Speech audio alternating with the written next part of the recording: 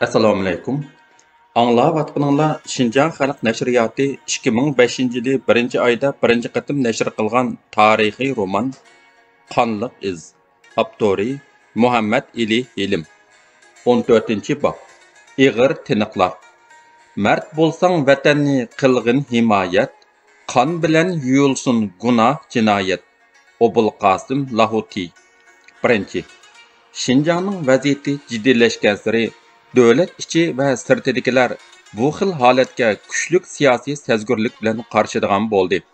Tuman degan ko'zlar orasida bir suiqasd bilan tikilayotgan josuslarninkidek ko'zlarnimi yo'q degili bo'lmaydi. An yurt uchun o'zini ataganlar bu go'har makonga ko'z tegishdan andish qilib, yuriki ansiz ag'atdi. Turib cho'chiydi. Urumchidagi rais Wu Jongshin boshliq amaldorlar yo'lvos oldidagi tulkidek bo'lib qolgan edi. Ularning qo'li telefon trubkasidan ajramay, bu xil murakkab vaziyatdan qutulishning yo'llarini jang otisidan tarlab pishib so'rashatdi. Telegrammalarni uzildirmay yo'llab turatdi. Jangjishi oxir oldingi saptiki askarlarni jing shexularga chekindirib, u yerni chivunmu uchib kirolmaydigan darajada mustahkam mudofaa qo'rg'ini qilish to'g'risida telegramma yo'llagan edi. Ularning maqsadi mushu orqali o'zini o'ngshilish edi. Lekin ularga qandoqla qilgan bilan bu o't yalqonini o'chirilish mumkin emasdek qiladi. Ilida har qaysi organ, mahkamalar, birlashma idoralar jiddiy qurilib, bularga mas'ul odamlar orqa-orqadan tayinlanadi. Harbiy qismlar muntazamlashib, dushman uvusiga etilishga qisos o'tlari aromlik bermay oldirtvatadi. Yig'ib aytganda, bu diyor o't ichida qolgan edi. Hamma yerdan yig'i-zora istidak ko'tariladi. Umid nurlari parlaydi. Azobga to'lgan qalblardan yig'a aralash etilib chiqayotgan kulkilarni ham muriga terab oxirgi tiniqlarida dushman okuplariga o'zini atgan o'g'lonlarning sher kabi hurkirashlarini anglag'ili bo'ladi. Yo'llarga chiqib umid bilan yorini yurak parlarini kutayotganlarni uchirtish tas emas edi. Oltini bar odam mangu xotirjam yashayolmaydi. O'g'rilar hamon uning timini sho'ra qiladi. Oxirida o'ylamagan yerdan oltinning egisi chiqib qoladi. Bu hilim mikirga to'lgan bir jahon, aql suyi bilan sug'urilmagan mardlik ham oq ko'ngillikmi bir kunlarda odamni dog'da qoldirdi. Hilim mikirmu gohida odam hayotini saqlab qolalaydi. Chunki urushning 9 rang biri jang emasmi? Tangirtog' ata qor muzlarga mahkam o'rinib, hammani ko'rib turayotdi. Ham, bechora xalq, sana nima bo'lgan bo'lg'aydi? Taqdiring nimanchilar kajdi? Deb hasratlanadi. Sarg'aygan yaproqlarga nima uchundir o'chmanlik bilan qarab qo'yatdi-da, siqilishdan partlig'idek bo'ladi. 2. Barat palvan Qarsu Langlang ko'rikining g'arbiy tarafidagi qarayag'ashliqqa partizanlarni boshlab kelganida Yasinjon bilan Ahmadning qarsini ko'rmadi.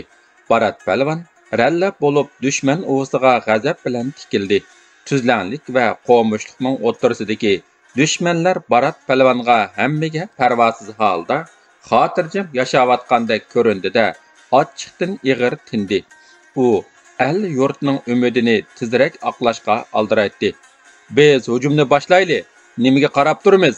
Yurtdoshlarimizning bizdan kutgan umidini yerda qo'ysak bo'lmaydi. To'g'ri, biz bostirib kirayli. Partizanlar unlik varqirshadi. Allah sabr qilg'uchlarga yaqin. Yanala biz o'ylanib ish qilayli. Barat, bu yerdagi dushmanning kuchini hargiz salchog'lig'il bo'lmaydi, dedi Nasraxon ig'ir besiqlik bilan. Bu yerda sabr qilamiz deb qo'l bog'lab turamdiq. Bostirib kirayli. Ular qo'rqinchoq nimalar? Cho'qim qochidi, dedi Barat palvon kuchab so'zlab. 2-3 kun hujumni kechiktirganga hech ish bo'lmaydi. Yasinjon bilan Ahmadning taqdiri bizga noma'lum. Hozircha vutaga chiqib o'zimizni o'ngishib olayli. Barat palvon bir haza o'ylanib turib ketgandan keyin, "Bo'pti, undaq bo'lsa, mushu yerda g'izolang'ach aram ilib, qorong'u tushganda vutaga yurib ketayli." Ziminga Gugum pardisi tartilishi bilan tang Barat palvan 7 baturni daxiyanziga yaqinlab, ahvolni kuzatib kelishga avatib, o'zlari Vutay tarafga yo'l oldi. 7 yigit daxiyanziga yaqinlab berib, saqchi idorasining o'gisida postda turgan askarlarni ko'rdi. Ularni atsaq, ularning o't kuchi markazini bilalaymiz, dedi Nuraxun Zaydin degan partizan. Undaq bo'lsa, uchimiz bu qora yog'ochning ustiga chiqib, ularga qaratib o'q uzayli. Baratkam xafa bo'lib ketmaz, dedi Niyoz degan yigit. Baratkam dushmanni atsa xo'sh bo'ladi. Qani, ishni boshlayli. 3 yigit daraxt shixiga chiqib, postda turgan 3 askarni bo'lishib oldi-da, ularni tikmonlaq atqizib Andin daraxtdan asta serilib tushib, o'zlarini daldiga oldi va dushmanning o't kuchi markazini kuzatishga boshladi. Go'mandonchilar qiya-chiya qilishib pulemotlaridan bo'lishcha o'q uzdi. Ular o'qni udul kelgan tarafga atatdi. Dushmanning asosiy kuchi g'arbiy janub tarafga markazlashgandek qiladi. Dushmanlar atsi bu ishni qilganlarni surishtirib, o'g'irlar bilan aloqasi bor deb gumon qilgan 5 kishini jaduga besishdi. Bu begunoh 5 kishining tenidan oqqan qip-qizil qonlar daxiyanza tuproqiga singdi.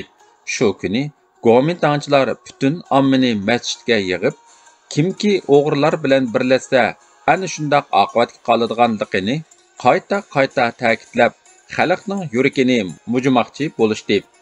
Lekin xalqning yuragi mujilish u yoqda tursin, aksicha yo'g'inab, Go'mindonchilarga bo'lgan g'azab nafrati texmu tashdi. Nurg'un kishilar partizanlar sepiga qo'shilish va jinini daldiga elish uchun yurtdan yo'shirin chiqib ketishdi. Ular yana bu yerda turaversa, quyoshning yuzini ko'rolmaydiganligiga ko'zi yetgan edi.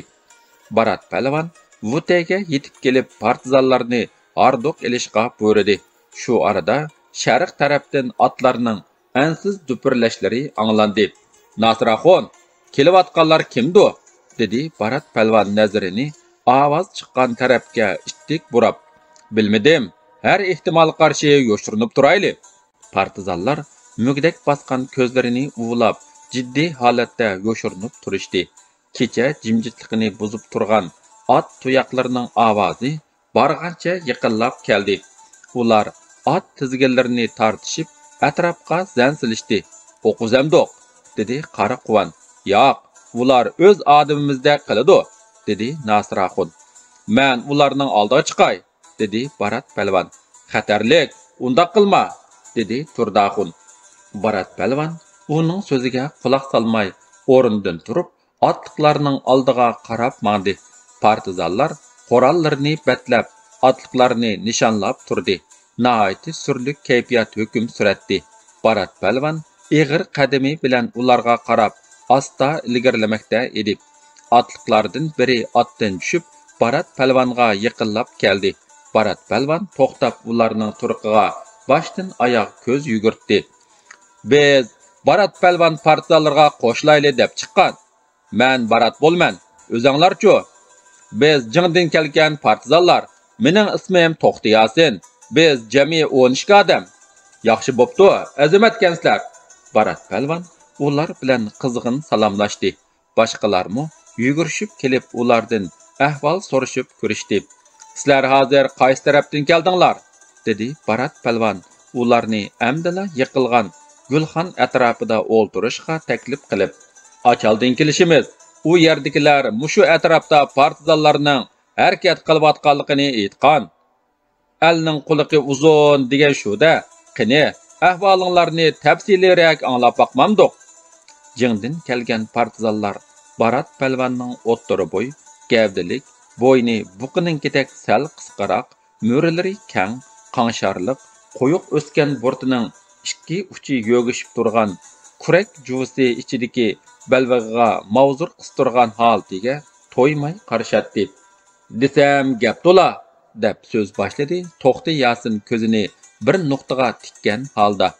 1944-yili 9-oylarda ili yer osti tashkilotining yetakchiligida Jingda inqilobiy tashkilot qurgan edik. Shu vaqtlarda Jingning vaziyati bakmo keskinlashib ketdi. Men sirtda harakat qilish uchun tug' beshiga ketgan edim. Bir kuni bozorga kirsam, nurg'un odamlar tamg'i chaplangan xatni o'qib berayotgan egiz bo'y bir kishining og'ziga talmurib turibdi. Uningda mundaq deyilgan ekan: barliq izliguchi qarindoshlar pichoq so'ngaki yetdi.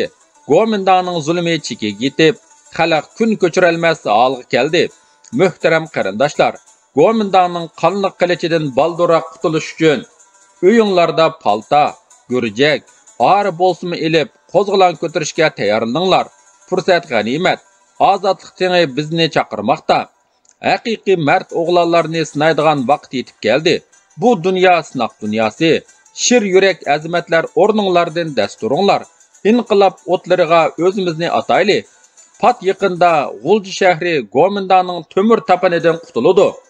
Xat o'qilib bo'lganda ba'zilar top orasidan so'rilib o'zlarini dalda qilishdi. Ba'zilar bir-biriga qarshib turishib qoldi.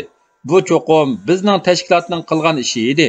Shu kuni hamma odamning harakati to'liq sirliq ko'rinadi. Kishilar bir-biri bilan so'qishib qolgandek, go'yo bu yurt sehrlanib qolgandek tuyuladi. Kishilar gap qilishsa-mu, noiti qisqa vaqt pichirlashib ayrilishadi. Seldan keyin ko'chalarga soqchilar yig'ib ketdi.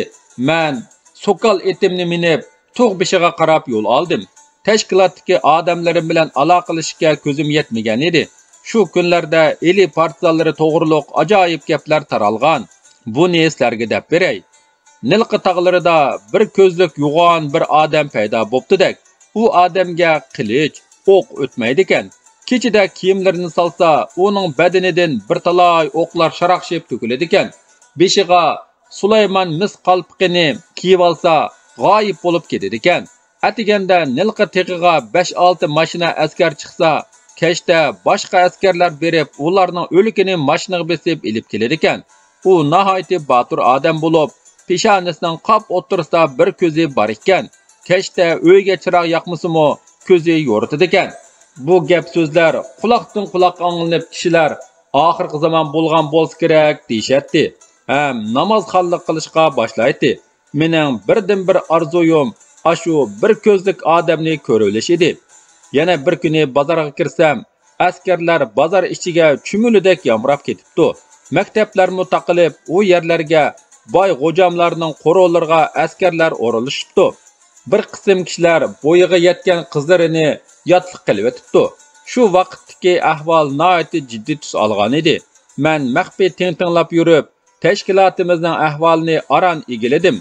Bir xoin tashkilotni oshkorlab qo'yg'achqa, jingdagi 13 odamimizni qo'lga olib, og'ziga lat tiqib terik ko'mib o'tibdi.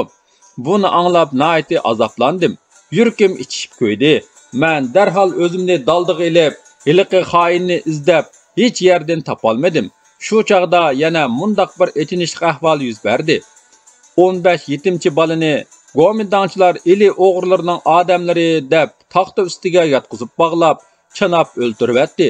Bunimi bir xoin chiqishtirib qo'yibdi ekan. Men tuhmat bilan o'ltirilgan ashu balalarning qisosini olish uchun ularni tutib bergan Emin Gayjon degan munofiqni izlab topolmay, oxir uyiga o't qo'yibdim. Shu vaqtlarda Gomindachilar hech kim o'g'irlar tarafga qochmasin, qochsa bola chaqalarni qo'shib o'ltirmiz deb e'lon chaplab davron silishyotdi. Tashkilotdagi bir do'stim, u aramizda hozirmi bor. Menga bu yerda ishchataq o'xshaydi. Achalda partizanlar bor ekan. Shu tarafdan kelgan kishilardan angladim. Biz shu yerga ketayli dedi. Men ketsak ketayli. Avval odam to'plab olayli dedim. Biz bir mezgil mo'kinib yurib, odam to'plash bilan mashg'ul bo'ldik. Mangdigan chaqda ba'zilar yo'qolan sabablarni ko'rsatib mengishdan yaltaydi. Ba'zilarni ota-onasi bir tuqqanlari avatmadi. Yani ba'zilar oshnasiga qiymay qilib qoldi. Biz tug' beshidan chiqib, qalmoq kechikka kelganda 10 dushman askari Daldaxoyning qumi tarafidan chang to'zitib keldi. Men partizanlarni darhol otdan tushib yo'shirinishga buyurdim. Ular kechikdan o'tib o'zlarini xotirjam his qildi bo'lg'ay. Otlardan tushib, otlarini terakka bog'lab, qurollarni terakka esib qo'yib, yonlaridan nimalarni ilib yeyishga o'ltirdi. Biz shu fursatdan foydalanib, yonlarimizdagi pichoqlarni ilib ularga qo'l soldik. Natijada ulardan birmo aman qolmadi.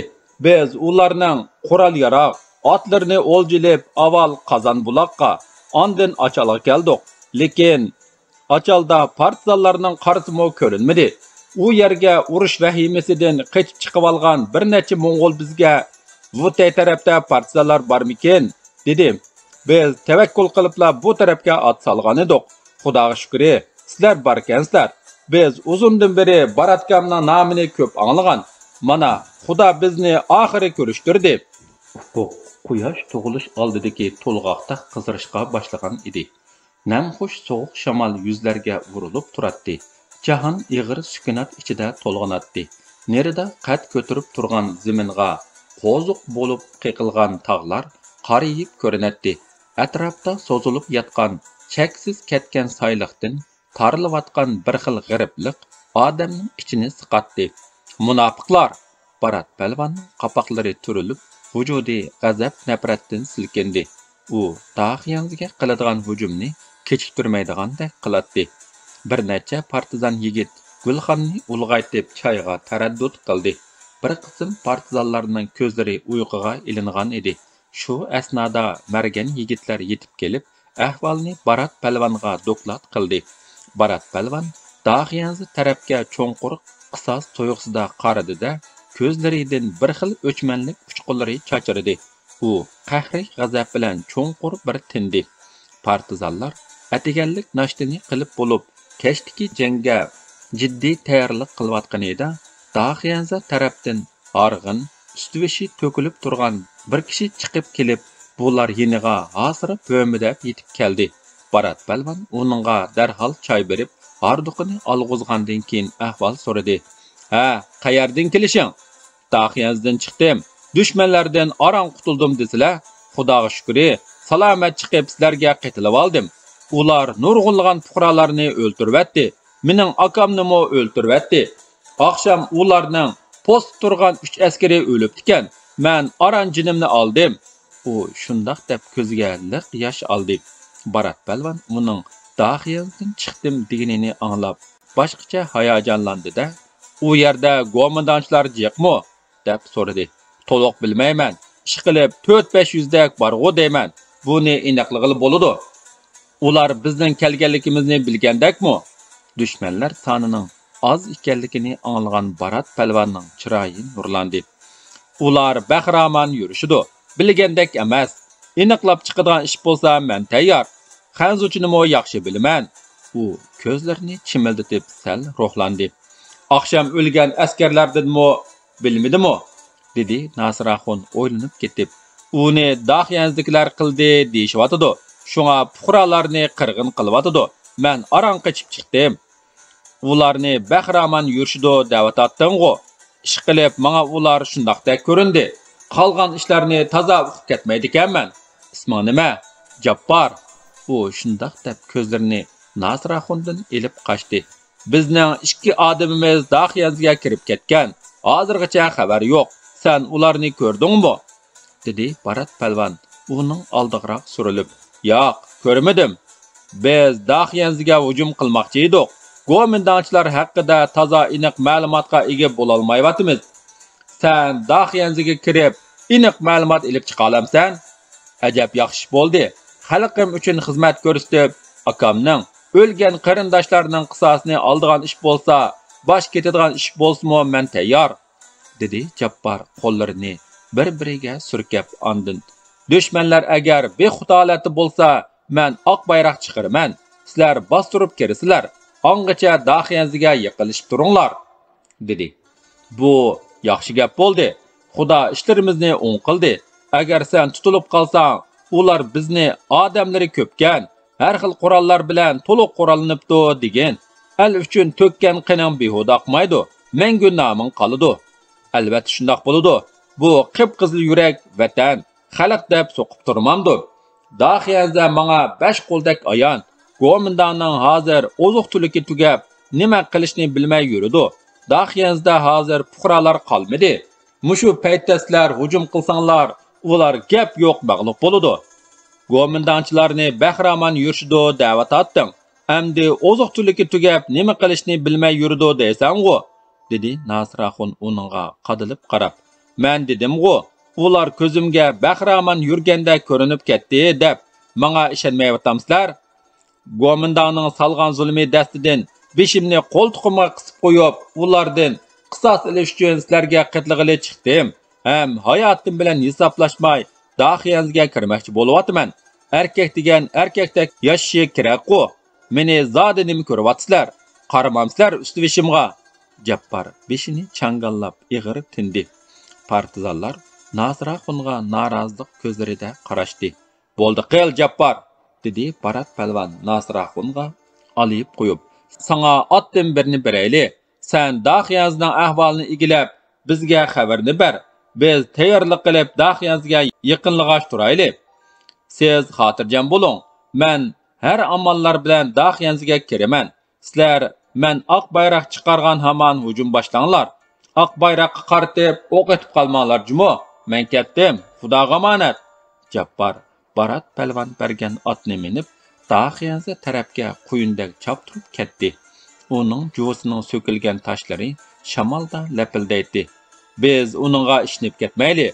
O yaman jiddi görünüdi," dedi Nasıraxun beýaramçylyk içinde. "Onunğa işenmesek kimge işinimiz? Bu Hudanyň bizge oň keldirgeni. Barat, biz onun turqy qarmay, yürki qaraýly. Vay voy, qoýgyna şu gepni. Jiňden kelgenleriniň mo bir-birlep kökürkeni yaramdyk. Ýok gepni qılmay, dahyazga ýakynlaşaýly. Sen mo bir işni bekmi murakkap oýlap gidedikensen." Nasıraxun Barat palwanyň türilgen çyraýyny görüp jimip qaldy. Birak koňly aramyda emas idi. Dawamy bar.